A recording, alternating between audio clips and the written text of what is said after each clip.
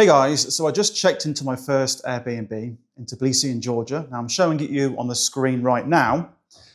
And the first thing is, it's way cheaper than most of the places that I've ever been. In actual fact, the prices remind me of Poland, Warsaw, back in the day, like about 10 years ago. So you can get a really decent enough place for about 27 to 30 pounds a night. Now this place, as you can see on the screen, has massive high ceilings. I'd estimate about 15, 16 feet up in the air.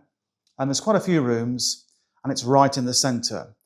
Which brings me on to my second point. So this is my fourth day in Tbilisi. The first 3 days were staying in a hotel, was getting my sort of bearings, so to speak, sorting various things out. And if you've seen my other videos, you will know that my plan, the overarching plan, is to ask the question, can I rebuild a life at 50 in a foreign country where I don't know anybody? Point one. And point two, can I actually meet a woman? Point two. And point three, can I do this for 5 years and make a worthwhile life? It's kind of reiteration of point one, but never mind. Now, in an earlier video, I mentioned that part of that plan would be not just cold approaching in the daytime. I use the word unseemly because I think it is a bit unseemly, just cold approaching, spam approaching women. But a combination of two real methods to meet women, and that's kind of the substance of this video.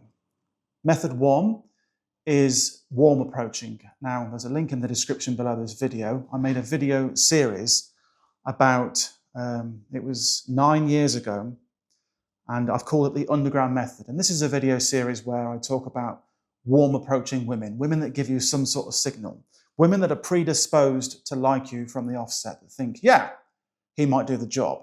So I'll be doing a bit of that, and there have been some encouraging signs of that already on day 4, despite my great age and despite my wrinkly face. And here is a grok image of what I might look like in 5 years. I have to be careful. Now, the second way is to go to the same place again and again. I mentioned that in another video. And today, I think I might have found a suitable place.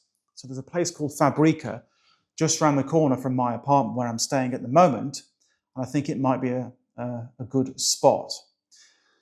So if you spent some time traveling around Eastern Europe, Warsaw, Poznan, Wrocław, and Kiev, all of Eastern Europe, you'll know there's an old town, usually, a central square where you can sit and, talk to people and people watch and watch people go by and women going by, right?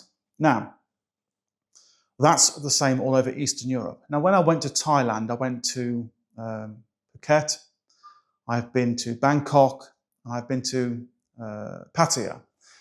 And one of the things that I really didn't like about it was A, it was massively hot, and B, there's no central square where you can sit, watch the world go by, and potentially engage somebody in conversation. Well, it seemed to be similar here in Tbilisi. I hadn't yet found on day 4 a central square, and I still haven't found, but I found what might be a hybrid.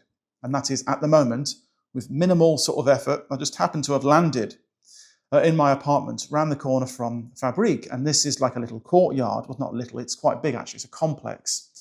And it used to be, I think it was a sewing factory, and they've redone it into like a bar area and a cool hostel.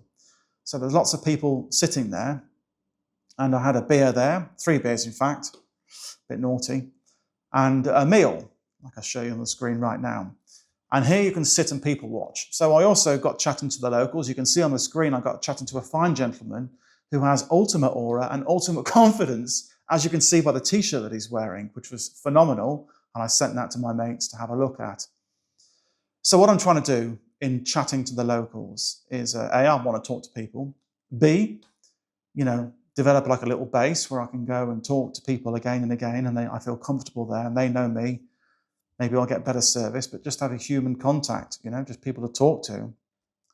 And either C or 3, somewhere where I can sit, because this place is open till 12:30 at night, 1 o'clock, and potentially, if there's a girl that I think might be interested in me, in a very polite way, in a very respectful way, approach her and talk to her. Not like a dickhead, not like the old pick-up artist used to do, and it's nothing about trying to just bonk as many women as possible. It's just respectfully thinking, maybe I can meet somebody here and have some sort of relationship, if that's appropriate, you know. So I think I've found potentially a place where I can go again and again and fulfill the second part of the strategy, which is to go to places again and again and just talk to people, be respectful, be polite. Like I say, that's the ultimate thing. I'm in a foreign country, I must be respectful to them and get to know the local people and maybe meet a woman that way. So it's been a great day, really.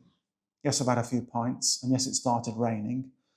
But I've seen the local area. I've checked into my Airbnb. I'm here for 10 days now. Whether I'll stay here, I don't know. But like I say, it's the first place in 4 days, very early days, that I can go again and again and meet and talk to local people and maybe meet somebody there. So that's great.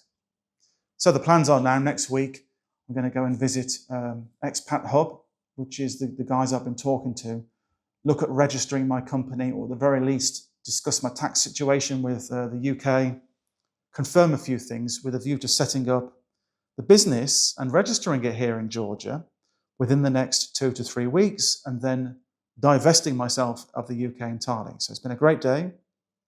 Plenty more to do, obviously, but on day 4, it's a great start.